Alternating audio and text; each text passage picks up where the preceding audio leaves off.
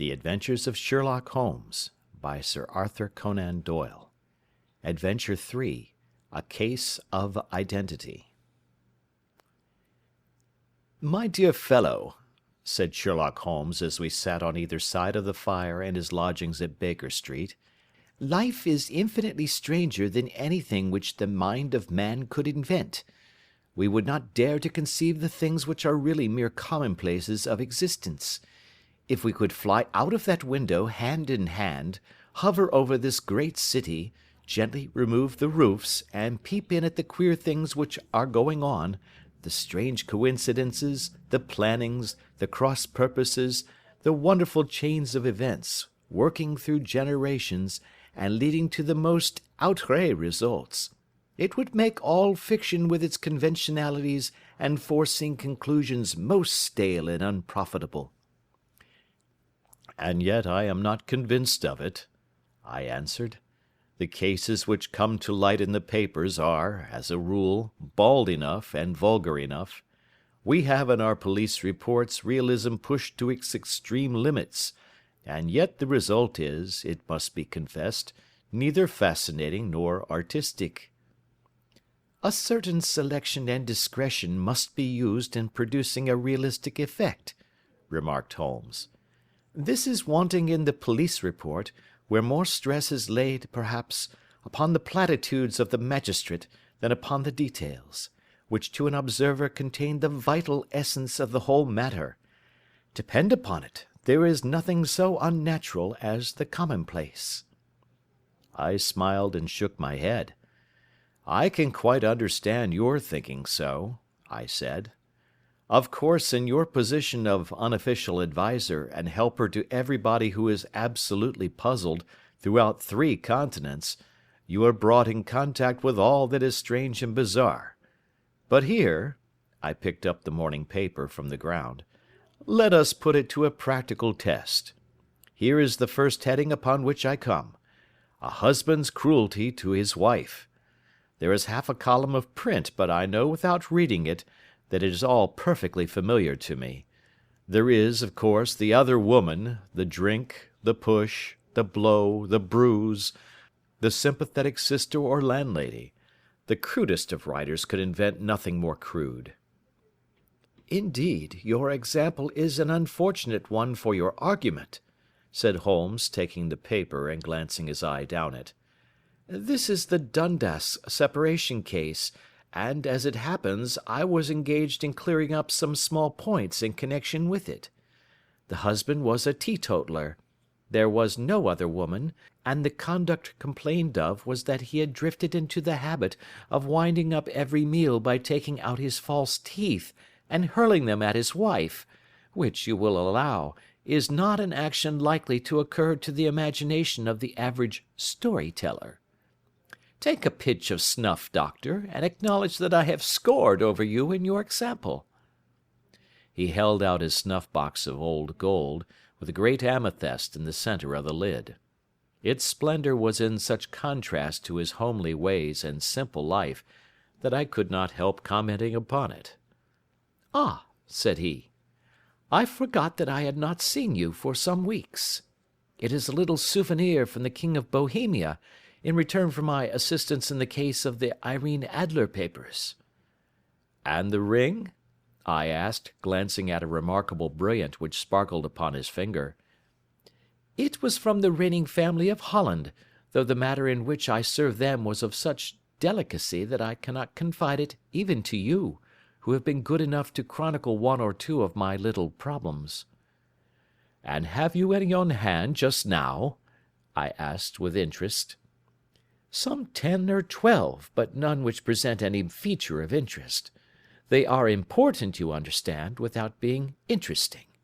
Indeed, I have found that it is usually in unimportant matters that there is a field for the observation, and for the quick analysis of cause and effect which gives the charm to an investigation. The larger crimes are apt to be the simpler, for the bigger the crime, the more obvious, as a rule, is the motive. In these cases, save for one rather intricate matter which has been referred to me from Marseilles, there is nothing which presents any features of interest.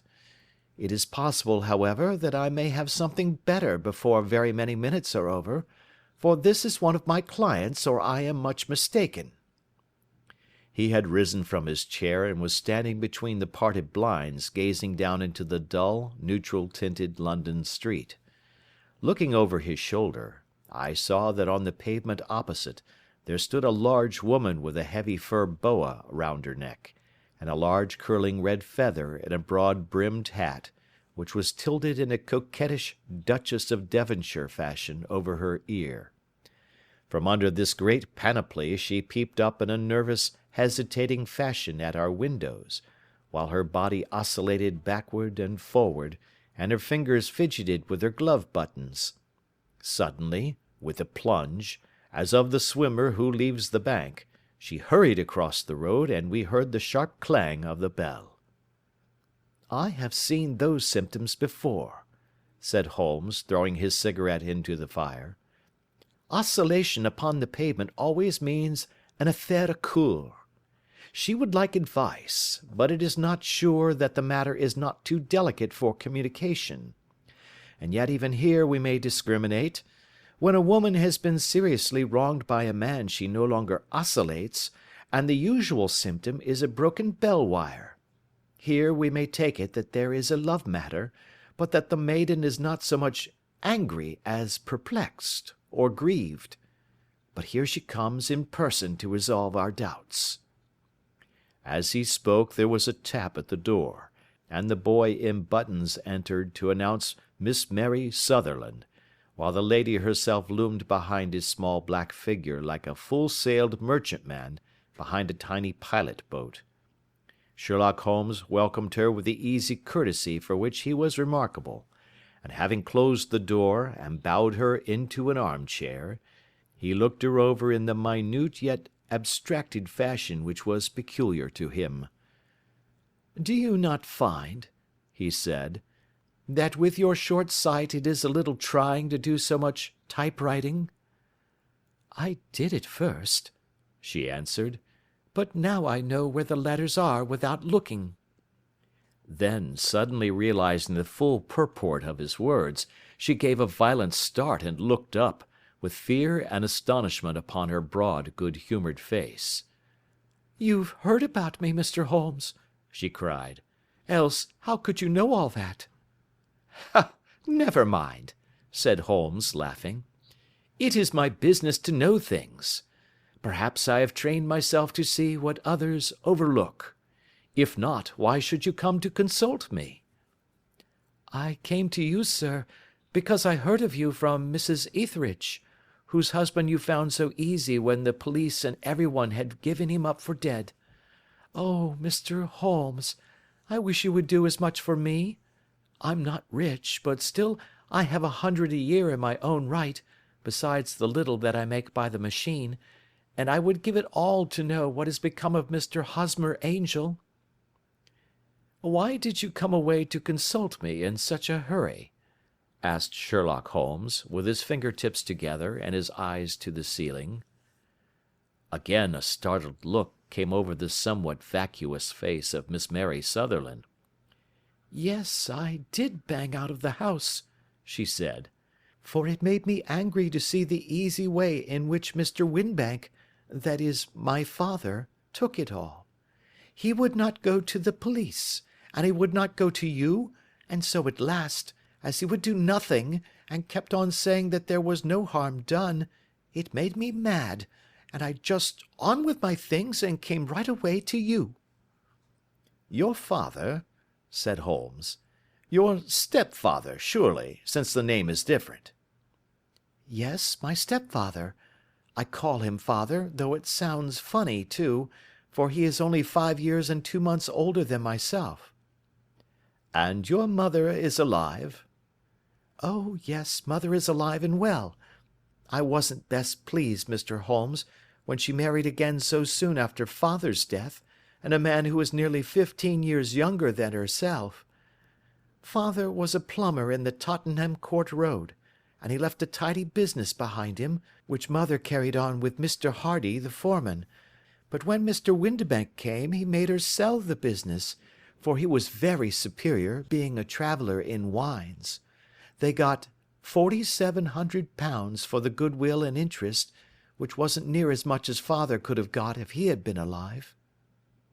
I had expected to see Sherlock Holmes impatient under this rambling and inconsequential narrative, but, on the contrary, he had listened with the greatest concentration of attention. "Your own little income," he asked, "does it come out of the business?" "Oh, no, sir. It is quite separate and was left me by my Uncle Ned in Auckland. It is in New Zealand stock, paying 4.5%. £2,500 was the amount, but I can only touch the interest." "You interest me extremely," said Holmes, "and since you draw so large a sum as 100 a year, with what you earn into the bargain, you no doubt travel a little and indulge yourself in every way. I believe that a single lady can get on very nicely upon an income of about £60. "I could do with much less than that, Mr. Holmes, but you understand that as long as I live at home I don't wish to be a burden to them, and so they have the use of the money just while I am staying with them. Of course, that is only just for the time.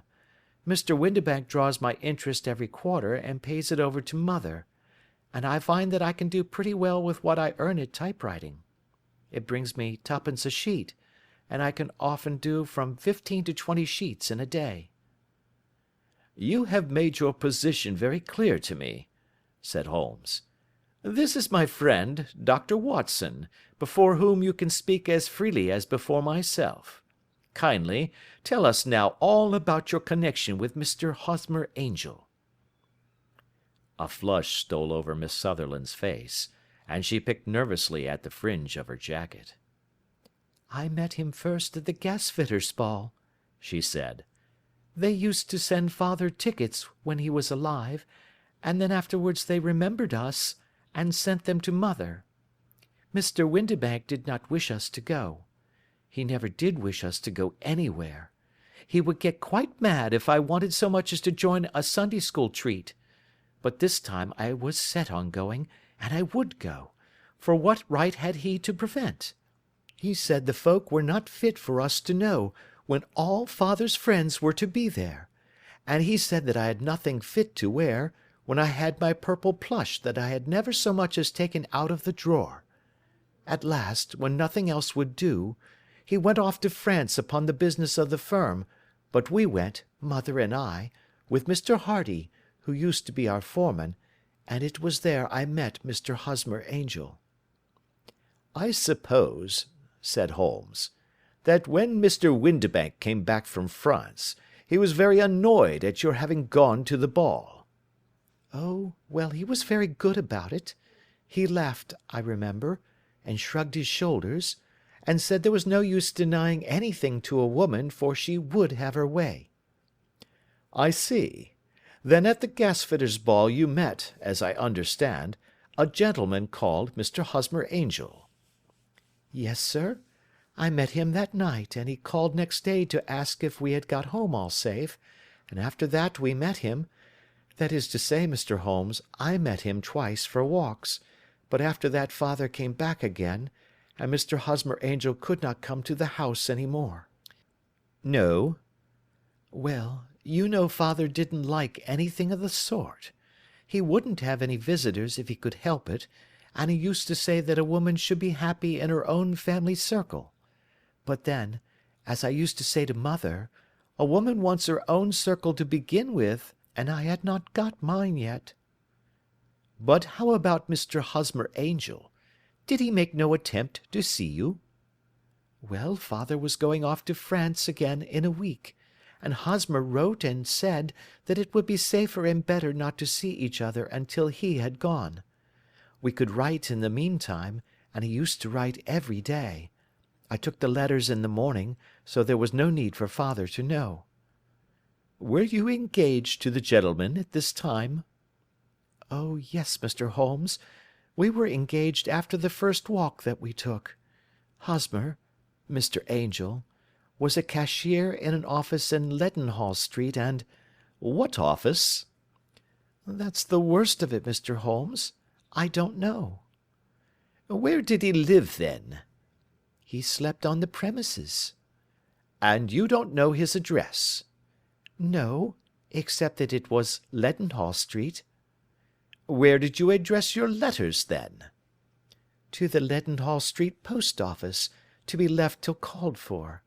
He said that if they were sent to the office he would be chaffed by all the other clerks about having letters from a lady, so I offered to typewrite them, like he did his, but he wouldn't have that, for he said that when I wrote them they seemed to come from me, but when they were typewritten he always felt that the machine had come between us. That will just show you how fond he was of me, Mr. Holmes, and the little things that he would think of." "It was most suggestive," said Holmes. "It has long been an axiom of mine that the little things are infinitely the most important. Can you remember any other little things about Mr. Hosmer Angel?" "He was a very shy man, Mr. Holmes. He would rather walk with me in the evening than in the daylight, for he said that he hated to be conspicuous. Very retiring and gentlemanly he was. Even his voice was gentle. He'd had the quinsy and swollen glands when he was young, he told me, and it had left him with a weak throat and a hesitating, whispering fashion of speech. He was always well dressed, very neat and plain, but his eyes were weak just as mine are, and he wore tinted glasses against the glare." "Well, and what happened when Mr. Windibank, your stepfather, returned to France?" "Mr. Hosmer Angel came to the house again, and proposed that we should marry before father came back. He was in dreadful earnest, and made me swear, with my hands on the testament, that whatever happened I would always be true to him. Mother said he was quite right to make me swear, and that it was a sign of his passion. Mother was all in his favour from the first, and was even fonder of him than I was. Then, when they talked of marrying within the week, I began to ask about father, but they both said never to mind about father, but just to tell him afterwards, and mother said she would make it all right with him. I didn't quite like that, Mr. Holmes. It seemed funny that I should ask his leave, as he was only a few years older than me, but I didn't want to do anything on the sly, so I wrote to father at Bordeaux, where the company has its French offices, but the letter came back to me on the very morning of the wedding." "It missed him, then?" "Yes, sir, for he had started to England just before it arrived." "Ha! That was unfortunate. Your wedding was arranged, then, for the Friday. Was it to be in church?" "Yes, sir, but very quietly. It was to be at St. Saviour's, near King's Cross, and we were to have breakfast afterwards at the St. Pancras Hotel. Hosmer came for us in a hansom, but as there were two of us, he put us both into it and stepped himself into a four-wheeler, which happened to be the only other cab in the street. We got to the church first, and when the four-wheeler drove up we waited for him to step out, but he never did, and when the cabman got down from the box and looked, there was no one there. The cabman said that he could not imagine what had become of him, for he had seen him get in with his own eyes. That was last Friday, Mr. Holmes, and I have neither seen nor heard anything since then to throw any light upon what has become of him." "It seems to me that you have been very shamefully treated," said Holmes. "Oh, no, sir. He was too good and kind to leave me so. Why, all the morning he was saying to me that, whatever happened, I was to be true, and that even if something quite unforeseen occurred to separate us, I was always to remember that I was pledged to him, and that he would claim his pledge sooner or later. It seemed strange talk for a wedding morning, but what has happened since gives a meaning to it." "Most certainly it does. Your own opinion is, then, that some unforeseen catastrophe has occurred to him?" "Yes, sir. I believe that he foresaw some danger, or else he would not have talked so, and then I think that what he foresaw happened." "But you have no notion as to what it could have been?" "None." "One more question. How did your mother take the matter?" She was angry, and said that I was never to speak of the matter again. And your father? Did you tell him? Yes, and he seemed to think, with me, that something had happened, and that I should hear of Hosmer again. As he said, what interest could anyone have in bringing me to the doors of the church, and then leaving me? Now, if he had borrowed my money, or if he had married me and got my money settled on him, there might be some reason, but Hosmer was very independent about money, and never would look at a shilling of mine. And yet, what could have happened? And why could he not write? Oh, it drives me half mad to think of it, and I can't sleep a wink at night." She pulled a little handkerchief out of her muff, and began to sob heavily into it. "I shall glance into the case for you," said Holmes, rising, "and I have no doubt that we shall reach some definite result. Let the weight of the matter rest upon me now, and do not let your mind dwell upon it further. Above all, try to let Mr. Hosmer Angel vanish from your memory, as he has done from your life." "Then you don't think I'll see him again?" "I fear not." "Then what has happened to him?" "You will leave that question in my hands. I should like an accurate description of him, and any letters of his which you can spare." "I advertised for him in last Saturday's Chronicle," said she. "Here is the slip, and here are 4 letters from him." "Thank you. And your address?" "Number 31 Lion Place, Camberwell." "Mr. Angel's address you never had, I understand. Where is your father's place of business?" "He travels for Westhouse and Marbank, the great claret importers of Fenchurch Street." "Thank you. You have made your statement very clearly. You will leave the papers here, and remember the advice which I have given you. Let the whole incident be a sealed book, and do not allow it to affect your life." "You are very kind, Mr. Holmes, but I cannot do that. I shall be true to Hosmer. He shall find me ready when he comes back." For all the preposterous hat and the vacuous face, there was something noble in the simple faith of our visitor which compelled our respect.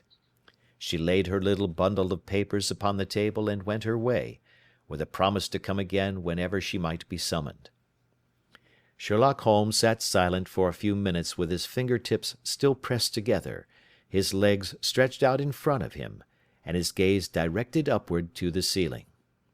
Then he took down from the rack the old and oily clay pipe, which was to him as a counsellor, and, having lit it, he leaned back in his chair, with the thick blue cloud-wreaths spinning up from him, and a look of infinite languor in his face. "Quite an interesting study, that maiden," he observed. "I found her more interesting than her little problem, which, by the way, is rather a trite one.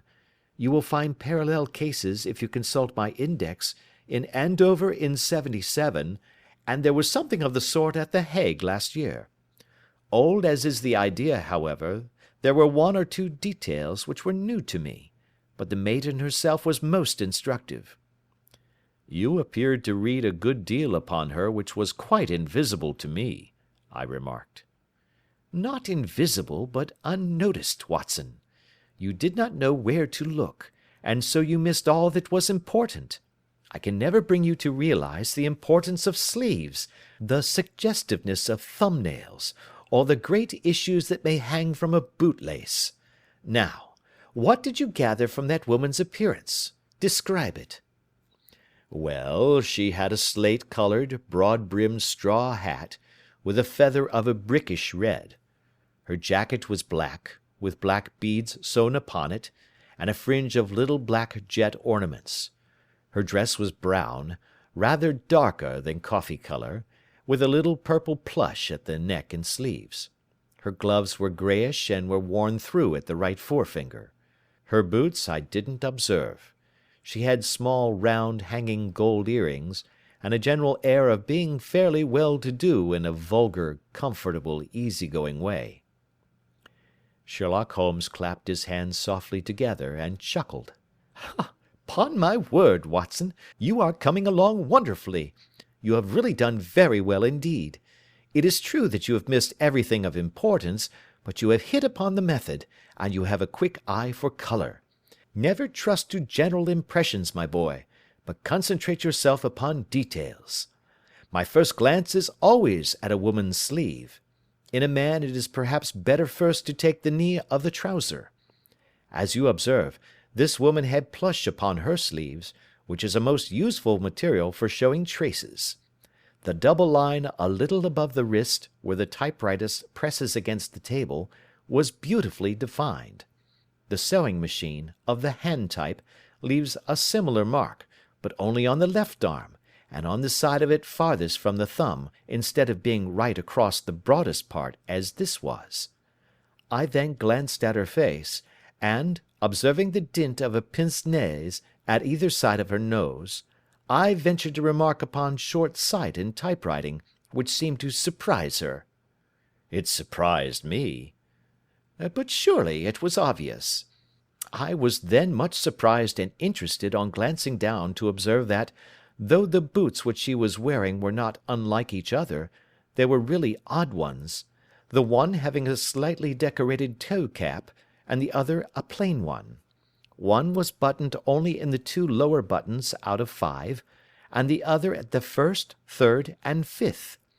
Now, when you see that a young lady, otherwise neatly dressed, has come away from home with odd boots, half buttoned, it is no great deduction to say that she came away in a hurry. And what else? I asked, keenly interested, as I always was, by my friend's incisive reasoning. I noted, in passing, that she had written a note before leaving home, but after being fully dressed. You observed that her right glove was torn at the forefinger, but you did not apparently see that both glove and finger were stained with violet ink. She had written in a hurry and dipped her pen too deep.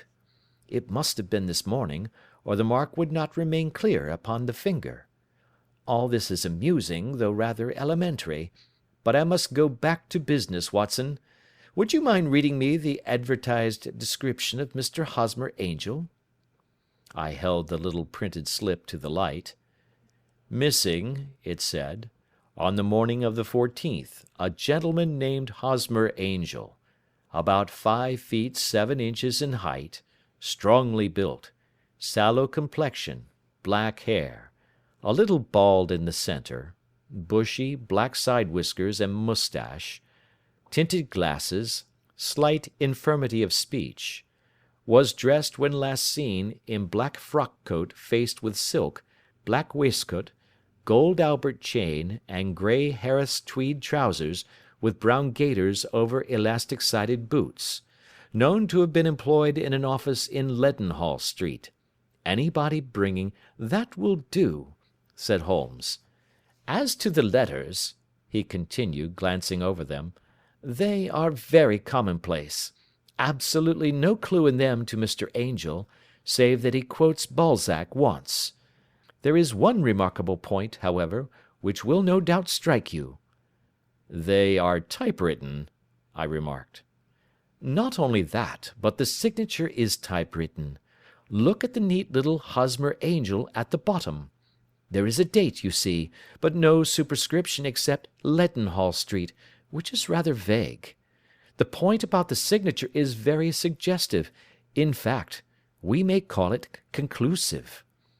"Of what?" "My dear fellow, is it possible you do not see how strongly it bears upon the case?" "I cannot say that I do, unless it were that he wished to be able to deny his signature if an action for breach of promise were instituted." "No, that was not the point. However, I shall write 2 letters, which should settle the matter.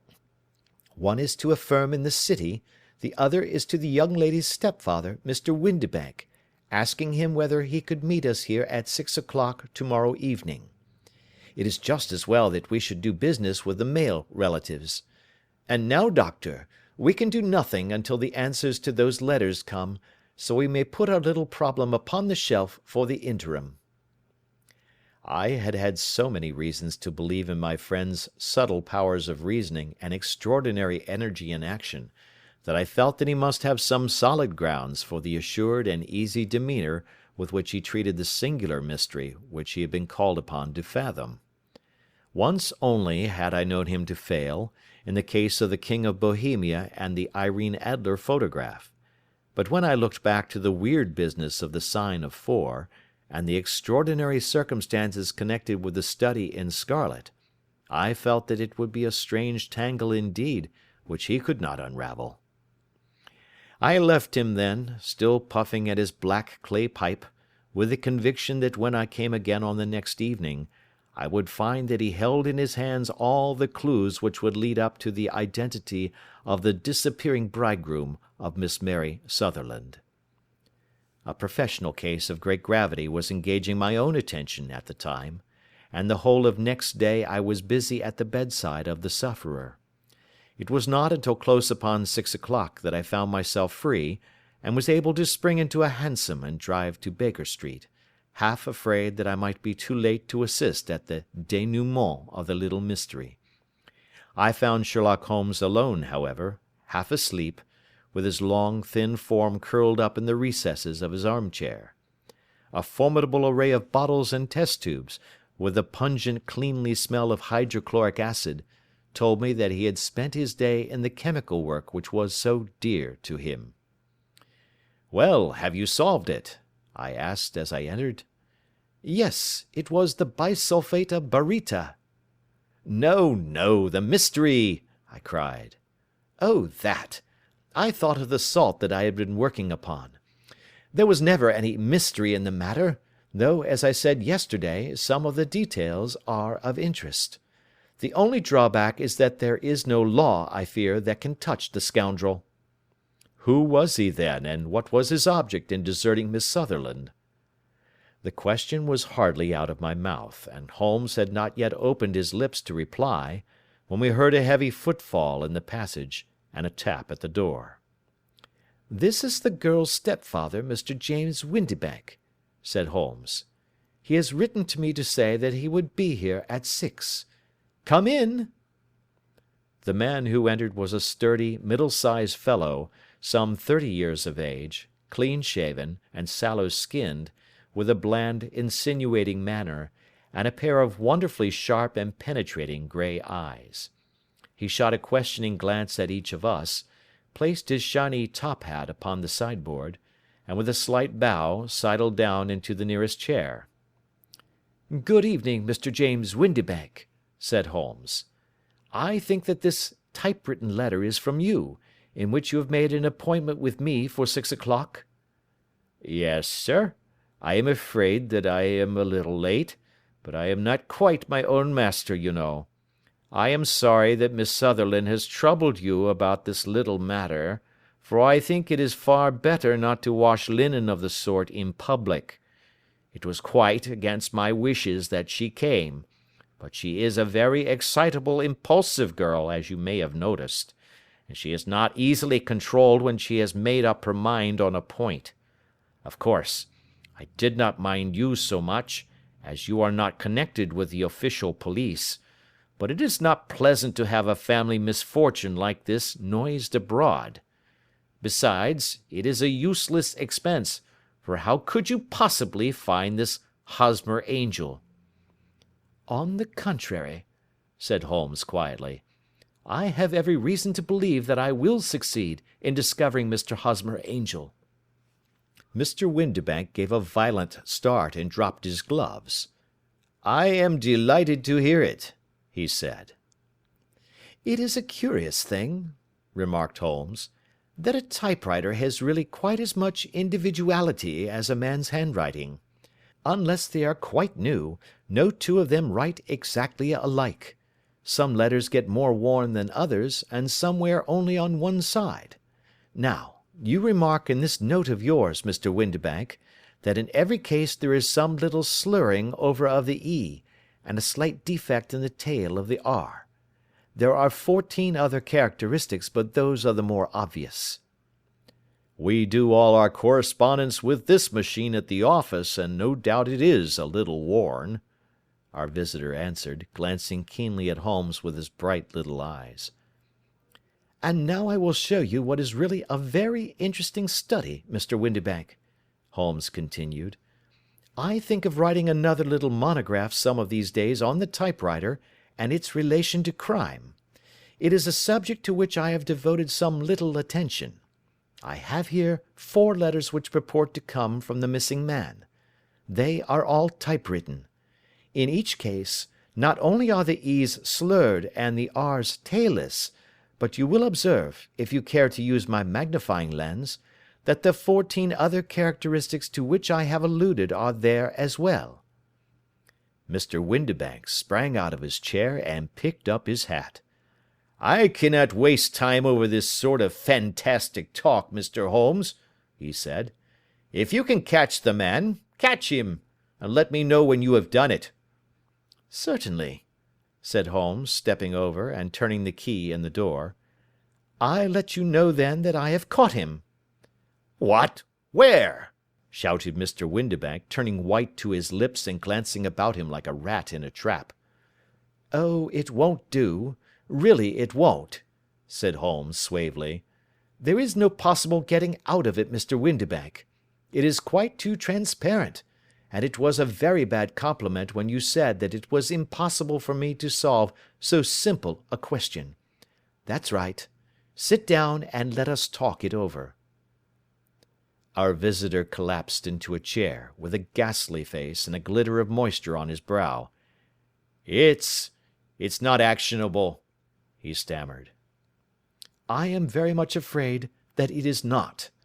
But between ourselves, Windibank, it was as cruel and selfish and heartless a trick in a petty way as ever came before me.